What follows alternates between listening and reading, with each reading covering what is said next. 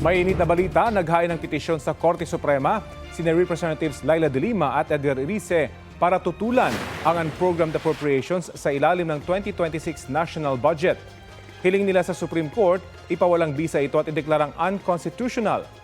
Dapat din daw ideklarang null and void ang mga batas, kautusan o transaksyon na isa sa ilalim sa unprogrammed appropriations.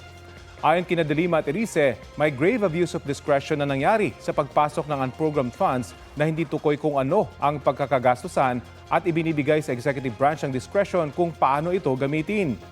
Hindi raw ito ang papel ng ehekutibo dahil pagpapatupad lamang ng batas ang kanilang mandato. Respondent sa petisyon ng Senado, Kamara, pati sina Executive Secretary Ralph Recto at Department of Budget and Management Acting Secretary Rolando Toledo.